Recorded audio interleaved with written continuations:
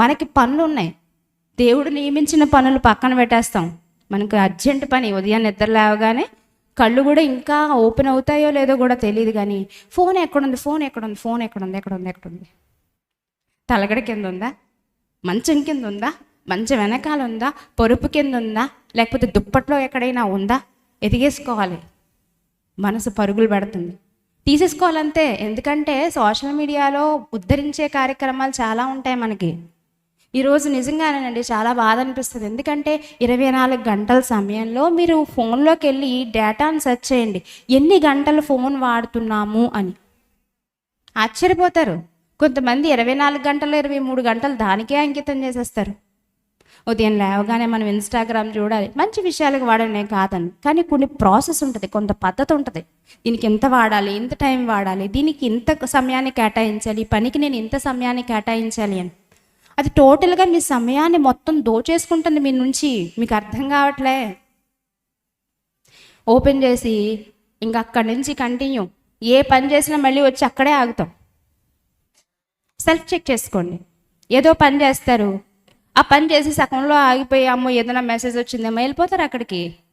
యూట్యూబ్లో ఏదైనా వచ్చిందేమో, లేకపోతే ఇన్స్టాగ్రామ్లో ఏమైనా వచ్చిందేమో, పరుగులు పెడుతుంటారు. అదే పరుగు నీకు దేవుడి పని మీద ఉంటే ఎంత గొప్పగా ఎదిగిపోయేవాడివి, ఎంత గొప్పగా ఎదిగిపోయేదానివి. మనుషుల మధ్య ప్రేమ కరువైపోతుందండి. తల్లి బిడ్డల మధ్య ప్రేమ కరువైపోతుంది సెల్ ఫోన్స్ వచ్చిన తర్వాత. భార్యాభర్తల మధ్య సమాధానం కరువైపోతుంది సెల్ ఫోన్స్ వచ్చిన తర్వాత. మొన్న ఒక వీడియో చూశాను, చాలా వీడియోస్ అవి ఎడ్యుకేషనల్ వీడియోస్ అయితే మాత్రమే నేను చూస్తాను. అస్తమాను ఫోన్ పట్టుకుని ఉండండి. ఏదైనా ఉపయోగకరమైనది ఉంటే, అది ఏవైనా మన జీవితానికి ఉపయోగపడుతుంది అనుకుంటే కొంత సమయం మాత్రం నేను దాన్ని వినియోగించుకొని మిగతా సమయం అంతా దాన్ని పక్కన పెట్టేస్తాను. నాకు అక్కర్లేదు అది. నా తండ్రి పనికి ఏదైనా అవసరం అయితే నేను దాన్ని తీసుకుంటాను, మిగతా టైంలో నేను దాన్ని వాడను. అయితే మొన్న ఒక వీడియో చూసినప్పుడు ఒక తల్లి బిడ్డ, ఆ బిడ్డ ఫోన్ వాడుతున్నాడు పాపం. ఈలోపు తల్లి ఏదో పని చెప్తే అసలు వినపడదు. మీరు గమనించుకోండి, మీరు ఏదన్నా ఫోన్కి ఎడిక్ట్ అయిపోతున్నారంటే మీలో మొదలయ్యేటటువంటి ఒక ప్రాసెస్ ఏంటంటే, ఎవరు పిలిచినా మీరు పలకరు. టీ తాగేమో తాగలేదో కూడా మనకే తెలియదు. టిఫిన్ చేశారా అండి, ఏమో జ్ఞాపకం లేదంటారు. తినేసి కూడా తినలేదంటారు కొంతమంది. మళ్ళీ ఆ భార్య పాపం ఇదేంటి మా ఆయన మర్చిపోయాడు అనుకుంటాడు పాపం, మళ్ళీ చేయాలి. సో అలాంటి మతిమరుపు ఇవన్నీ వచ్చేస్తుంటాయి.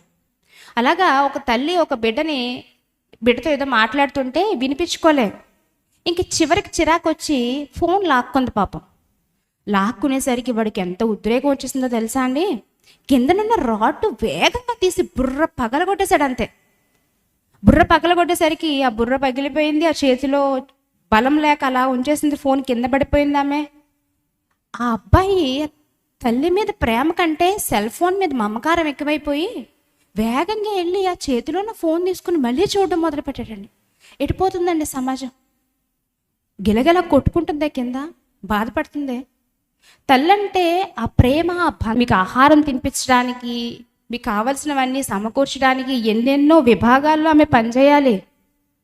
ఈ ఆహారం వద్దంటావు, ఇంకొక ఆహారం కావాలంటావు, ఇంకో టేస్ట్లో కావాలంటావు, ఇది కాదంటావు, అది కాదంటావు, అన్నీ నీకు మెచ్చే విధంగా, నేను మెప్పించే విధంగా నువ్వు ఎలా అయినా ఆహారం తినాలని ఎంతో ప్రయత్నపడుతూ ఒక చెఫ్గా మారిపోతాడు తల్లి. ఒక చెఫ్గా ఆనందిస్తా పనిలో.